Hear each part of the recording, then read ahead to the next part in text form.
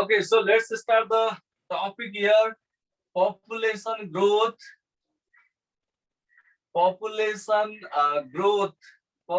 growth and depreciation. Population growth and depreciation. Okay, so this is the topic, and you would be generally asked a 2 marks question from here in C. Okay, हामीलाई SC मा यसबाट generally 2 marks को question आउने गर्छ र कहिलेकाहीँ you would be asked in 4 marks also है, 4 marks आउने चान्स पनि हुन्छ, तर प्राय जस्तो चाहिँ 2 marks कै question बढी आउँछ है यसबाट 2 marks को question. Okay, 2 marks को question you would be asked in question number 4B मा, generally 4B मा आउने question हुन्छ from population growth and depreciation. Okay, so अब यसमा अलिकति हामीले टर्म जान्नु पर्ने, के टर्महरु डिफाइन गर्नु पर्ने छ. Okay, that term I am going to define here. यो population growth I hope you can define it है. Population growth define गर्न त गाह्रो छैन. The growth in population of any country or a place is called population growth. That I am not going to define here.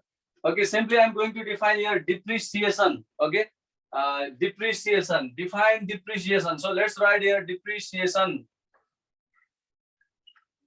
Depreciation means the reduction of a value of an article.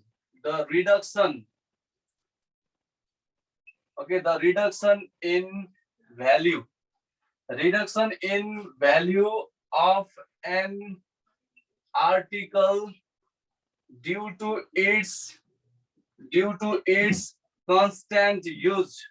Due to its constant use is called depreciation. Okay, is called depreciation.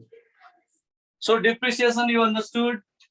Okay, so depreciation means the reduction in value of an article due to its constant use is called depreciation. You generally हामीले article को लागि चाहिँ के हुन्छ त, there is a depreciation in the price of an article. Okay, price of the commodity. कुनै article मा के हुने गर्छ, price reduction हुन्छ है. Okay, I am going to give you the example of motorcycle yeah bike. Okay, हामीले सुरुमा bike किन्दाखेरि if we buy it for Rs 3 lakh, तर अब हामीले त्यसको use गरिसके पछाडी after 1 year, okay, you won't get Rs 3 lakh by selling it. त्यसलाई सेल गरेर Rs 3 lakh नै आउँदैन हो, त्यसभन्दा केही प्राइस कम हुन्छ. ओके, सेकेन्ड ह्यान्ड प्राइसमा बेच्नु पर्ने हुन्छ. त्यसको मिनिङ के हो भने that is the reduction in value of an article after its constant use. कुनै पनि मेसिनरी सामानहरुलाई हामीले के युज गरिसके पछाडी फेरि बेच्नु पर्यो भने we won't get the original value. Okay, so यो depreciation भनेको the reduction in value of an article. अब कतिले reduction भयो, that is the depreciation. Okay, depreciation लाई percentage of depreciation हुन्छ. Okay, rate of depreciation भनेर भन्ने गरिन्छ है. So depreciation भनेको बुझिराख्ने reduction in the value of an article after its constant use. Okay, त्यसको constant use गरिसके पछाडी reduction हुन्छ, value of the article मा reduction हुन्छ, that is called the depreciation. Okay, अब यो depreciation भनेको जहिले पनि this depreciation, okay, amount of reduction is increased every year from the every depreciated value. Okay, so that is called compound depreciation. हामीलाई जसरी population growth मा पनि हामीले compound interest को फर्मुला युज गर्न मिल्छ या compound amount को फर्मुला युज गर्न मिल्छ, depreciation मा पनि हामीले compound depreciation को फर्मुला या compound interest को जस्तै फर्मुला युज गर्न मिल्छ. किन मिल्छ भन्दा यो population growth पनि जहिले पनि के हुन्छ त, population growth भनेको it is always increased from the increased population. Okay, population increase जति भएको छ फेरि increased बाट increase हुने हो, जति बढेको छ बढेकोबाट बढ्दै जाने हो.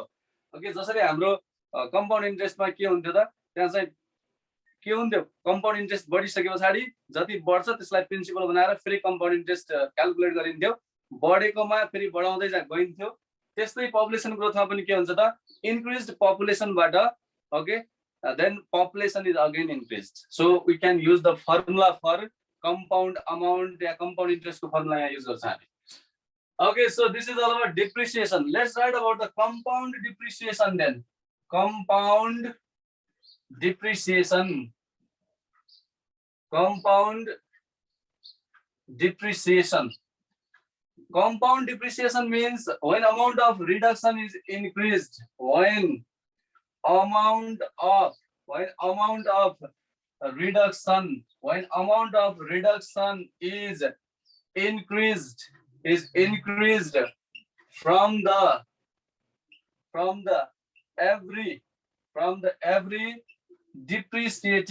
from the every depreciated value, okay, then it is called compound depreciation. Then it is called compound depreciation. Okay, so when amount of reduction is increased from the every depreciated value, then it is called compound depreciation. Okay, amount of reduction फेरि कहाँबाट increase भयो? From the every depreciated value. Okay, reduction हुँदै गइरहेछ value, फेरि त्यसमा पनि अझ reduction हुँदै जान्छ. Every year, okay, the price of the bikes keeps on decreasing. घट्दै गइरहेछ. Okay, यसमा के हो त? When amount of reduction is increased from the every depreciated value, जति depreciated भएको छ त्यसबाट फेरि घट्दै गइरहेछ. यहाँ increased भनेर लेखिरहेको छ मैले. यो भनेको चाहिँ amount of reduction increase भएको हो. Amount of reduction कसरी increase भयो त? 3 लाख बाट 2,50,000 पुग्दा, okay, 50,000 भयो. फेरि 3 लाख बाट 2 लाख सम्म पुग्दाखेरि 1 लाख भयो. त बढ्दै गइरहेछ. Amount of reduction बढ्दै गइरहेछ. Okay, तर price of the bike keeps on decreasing. घट्दै गइरहेछ. बाइक को प्राइस चाहिँ घट्दै गइरहेछ. हेर्दैन है त, compound depreciation पनि के हो त? When amount of reduction is increased from the every depreciated value, then it is called compound depreciation. है, यहाँ चाहिँ हाम्रो rate of depreciation, rate of population growth पनि हामीले के गर्छौं त generally, okay, per year मै हुन्छ rate of population growth, okay, or rate of compound depreciation or rate of depreciation, okay, simply rate of depreciation. So यो टर्महरु जान्नु पर्ने, यसमा सिम्पल डेफिनेसनहरु, ओके, यति नै अहिलेसम्मको सोधेको प्याटर्न अनुसार यति नै छ. अब पपुलेसन ग्रोथ को definition if you are asked, I think you can write that one. Okay, अब त्यो त पपुलेसन ग्रोथ को definition you can write it. So now we are going to write the formulae. अब mainly हामीलाई फर्मुलाहरु के चाहियो त यो पपुलेसन ग्रोथ एन्ड डिप्रिसिएसन मा, that we are going to write some important formulae, some important formulae. Okay, now you have to memorize this formula. Okay, I'm going to write here some important formulae. First formula here is population after T years. Okay, first one is population after T years. Population after T years, it is denoted by PT. Okay, it is denoted by P and in suffix T. The formula for this is, if you know the formula for compound amount, then you can easily write here. Okay, population after T years is equals to P bracket then 1 plus R upon 100 power T. Look at the same formula. यहाँ चाहिँ हाम्रो notation मात्रै फरक छ. Population after T years लाई हामीले PT ले denote गर्नुपर्छ. यता फेरि पी भनेको यो के हो त? त्यहाँ चाहिँ हाम्रो प्रिन्सिपल थियो भने यहाँ चाहिँ पपुलेसन हो. ओके, पी भनेको पपुलेसन हो, आर भनेको rate of population growth, T भनेको त given interval of time. Okay, so let's write here यो के हो भनेर लेखिहालौं है त. ओके, वेयर पीटी भनेको त it is already here population after T years हो. PT means population after T years, where P is initial population, initial or original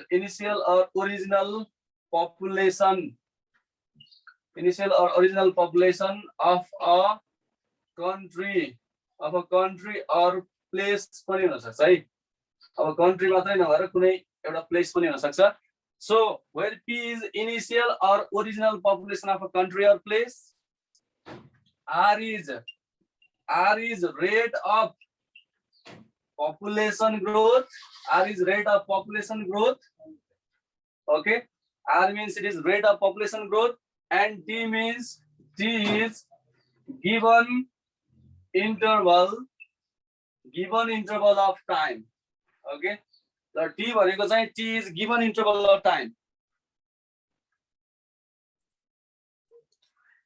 So this is the formula here. Okay, one most important formula. प्राय जसो हामीले धेरै use गर्नुपर्ने formula है यो. अब population ग्रोथमा हामीले म्याक्सिमम यही फर्मुला बढी युज गर्छौं. 90% युज गर्छौं है यो formula. So remember this one.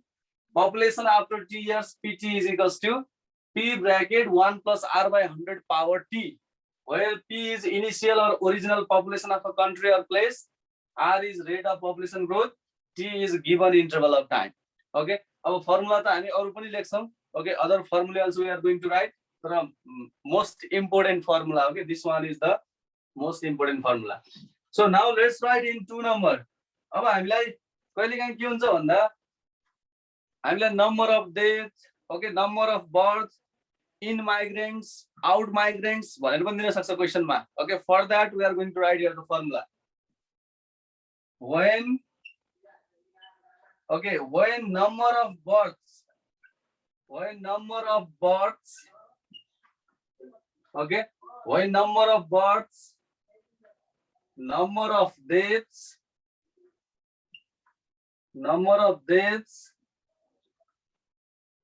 number of immigrants, number of immigrants, and number of out migrants. Number of out migrants are given. Okay, given then. यो बेलामा चाहिँ हाम्रो फर्मुला स्लाइटली मोडिफाई हुन्छ है. Formula will be slightly modified. When number of births, number of deaths, number of immigrants, number of out migrants are given, then अब यो pt भनेको के हुन्छ त population after t years भनेको के हुन्छ. Let's write here. Then population after t years. Okay, population after t years, that is pt is equals to p. Okay, this is the most important part. यो त हामी लेख्छौं नै, यो त हुन्छ नै. Okay, p, then bracket 1 plus r by 100 power t. Okay, up to here same. यहाँसम्म त सेम नै छ. अब हामीले number of birth लाई if we suppose by b ले suppose गर्यौं. Okay, suppose here number of birth by capital B. Birth लाई plus गर्नु पर्यो. Number of births should be added. Okay, number of deaths should be subtracted. Number of immigrants भनेको, okay, the population अरु ठाउँबाट, okay, from other places to that place. That means the migration of people from other places to that place भन्यो भने immigrants हुन्छ. That is immigrants. अब अरु ठाउँबाट त्यो ठाउँमा population आयो भने then that is population is added. So plus m in we have to write here, plus m in. Okay, number of out migrants भन्यो भने the number of people going from that place, migrating from that place to other place. Okay, that is out migrants. Out migrants हुँदा चाहिँ m out minus m out. Okay, so in this way this formula is slightly modified here. यहाँ हामीले number of birth लाई add गर्नु पर्यो, death लाई subtract, in migration लाई plus, out migration लाई minus. Okay, so यहाँ अलिकति एउटा कुरा के लेख्नु छ भने when number of birth, number of death, number of immigrants and number of out migrants at the end of the, यो चाहिँ हामीलाई generally at the end of the given period of time हुन्छ है. Number of out migrants at the end of the given period, at the end of the given period of time are given then. Okay, end मा हुँदा यो formula मिल्यो त्यो हैन भने मिल्दैन. जस्तो नम्बर अफ बर्थ को कुरा गरेको छ या नम्बर अफ डेथ को, इन माइग्रेसन आउट माइग्रेसन को कुराले थोरै फरक पार्छ. यदि beginning of the interval of time हो भन्दा फरक पर्छ. त्यही भएर जहिले पनि यस्तो खालको फर्मुला युज गर्दाखेरि हामीलाई at the end of the given period of time नै गिवन हुन्छ है. Okay, so we can use here. अब सधैँ हामीलाई यो सबै टर्महरु दिएको हुन सक्छ भन्ने छैन है। कहिलेकाहीँ हामीलाई बर्थ मात्रै दियो भने we have to write here plus b. बर्थमा हामीले प्लस b भनेर मात्र लेख्नु पर्यो। ओके, अब बर्थ र डेट दिएको छ भने यही फर्मुलामा plus b and then minus d। सबै एकैपटकमा नदिएको हुन सक्छ, कुनै यसमध्येमा कुनै टर्महरु दिएको हुन सक्छ, सबै पनि दिएको हुन सक्छ, या कुनै जुनसुकै दिए पनि हामीले बर्थ छ भने प्लस गर्नु पर्यो, डेथ छ भने माइनस। Okay, in migrant छ भने plus, out migrant छ भने minus. Okay, so remember this one. So you can write here where, okay, where b is number of, where b is number of births. Okay, b भनेको number of births, d is number of deaths, d is number of deaths. Okay, then m in is number of immigrants, number of immigrants. Okay, number of immigrants. Then m out is number of out migrants, number of out migrants. Okay, number of out migrants. So in this way we can write here m out भनेको m out is number of out migrants, m in is number of in migrants, d is number of deaths, b is number of births. Okay, this is the another formula.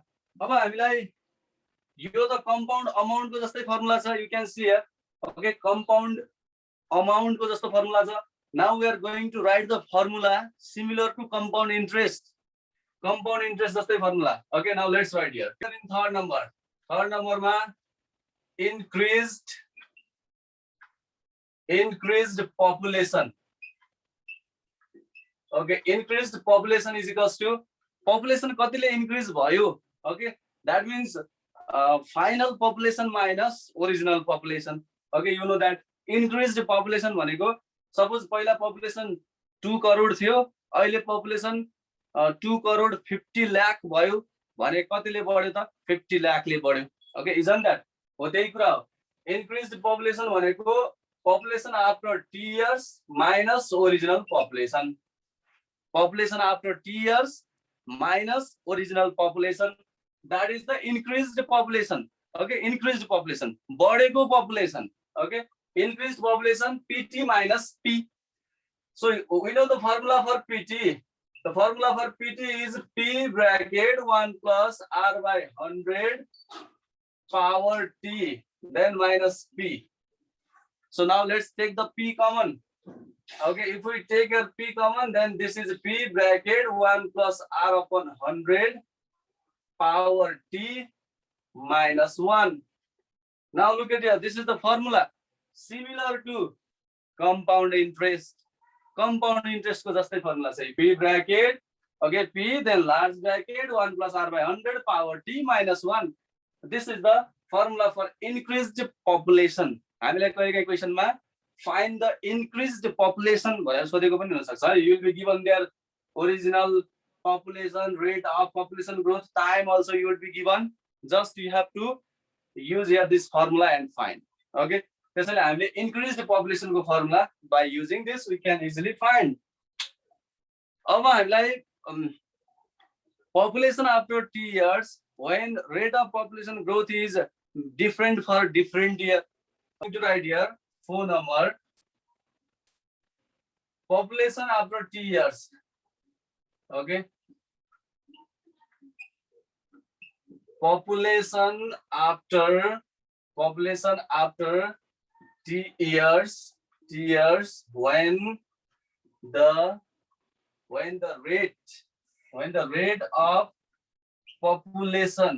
rate of population growth is different, when the rate of population growth is different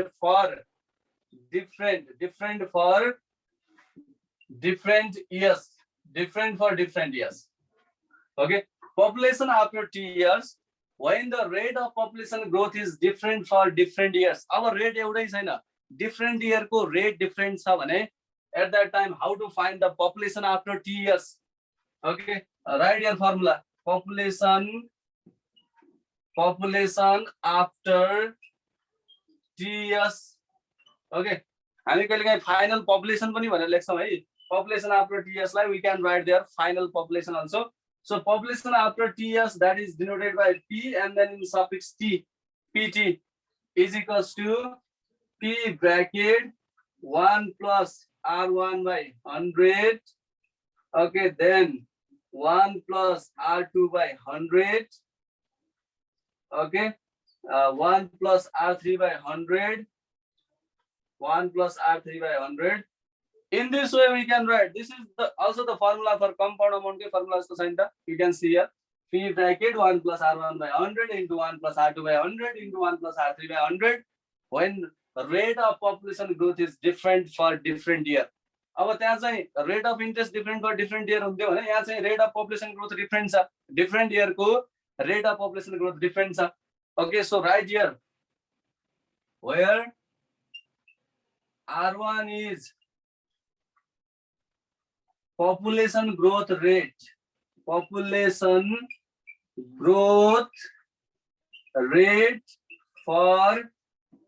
first year. Okay, where r1 is population growth rate for first year. Similarly, r2 is population growth rate for second year. Population growth rate for second year. Okay, then r3 is population growth rate for third year. Okay, and so on. अब हामीलाई third year सम्म मात्रै भन्न खोजे हैन है, third year सम्म मात्रै हुन्छ भन्न खोजे हैन. r4 r5 r6 पनि होला. Accordingly you can modify the formula. Okay, यहाँ कहिलेकाहीँ हामीलाई r3 सम्म पनि नहोला, simply r1 र r2 मात्रै पनि होला. At that time you have to write the formula up to r2 only. Okay, r2 सम्म मात्रै लेख्नु पर्यो. So these are the formulae related to population growth. Population growth सँग related formula हरु भयो है. Now we are going to write the formula for depreciation also. अब हामी depreciation को लागि पनि लेखौं. Okay, we have written up to here 4 formulae. These are required to solve the questions from population growth. Fifth number. Okay, for depreciation we are going to write the formula for depreciation. In fifth number, price after t years. Okay, price after t years. Now price will be decreased after t years. Okay, original price भन्दा final price के हुन्छ त, it will be less. Okay, that's why price after t years also you can denote here by pt. You can denote here by pt. Okay, अब pt भन्दा चाहिँ अब price हुन्छ. This is the price of the article after t years. Okay, अब depreciation पछाडी price after depreciation भन्दा पनि भयो. Price after t years के हुन्छ त formula? Okay, it will be p then bracket 1 minus r upon 100. 1 minus r upon 100 power t. Okay, now you have to write here minus. Okay, write here minus. अब minus लेख्नु पर्यो किन भन्दा price is going to be decreased. Price त अब कम हुने वाला छ. त्यही भएर price after t years is equals to p bracket 1 minus r upon 100 power t. Okay, this is the price after t years. Now second one. Okay, or sixth number we can write here continuously 5 6. Depreciated amount. Okay, that means a decreased amount. कतिले decrease भएको छ? We can write here depreciated amount. Okay, depreciated amount means now a difference between the original price and final price. Okay, अब यसमा चाहिँ के हुन्छ त? जहिले पनि original price बढी हुन्छ, that is greater. So we have to write here p minus pt. Okay, p minus pt because original price is greater than the final price. That's why p minus pt we have to write. So p minus pt means p bracket 1 minus r upon 100 and then power t. Okay, you can see here pt को formula त हामीले simply अहिले नै लेखिसकेका छौं. Okay, भर्खरै लेख्यौं p bracket 1 minus r by 100 power t. So same we replaced here Pt is equals to P bracket 1 minus R by 100 power T. Okay, so now let's take the P common. If we take here P common, then 1 minus R upon 100, okay, power T. So this is the formula for depreciated amount. Okay, so this is the formula for depreciated amount. अब यसमा अरु हामीलाई formula हुने भनेको if the rate of depreciation is different for different year. Okay, there is another formula in 7th number we can write here. When the rate of depreciation,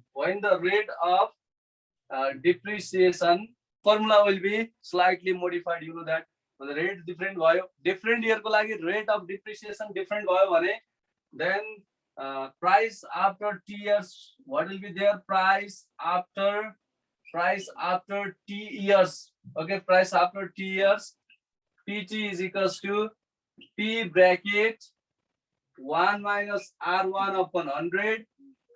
Okay, 1 minus R1 upon 100, then 1 minus R2 upon 100, then 1 minus R3 upon 100. Okay, and so on.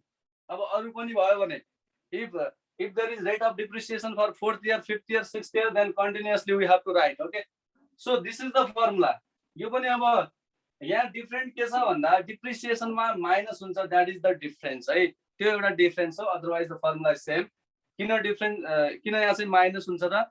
Okay, minus किन हुन्छ? Because the price of the article goes on decreasing, decrease हुने हुनाले त्यही भएर यहाँ minus हुन्छ. So right here where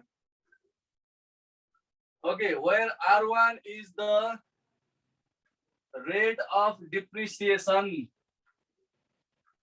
R1 is the rate of depreciation for first year. Okay, R2 is the rate of depreciation. R2 is the rate of depreciation. R2 is the rate of depreciation for second year. Okay, R3 is the rate of depreciation. R3 is the rate of depreciation. Rate of depreciation for third year. Okay, and so on we can write here.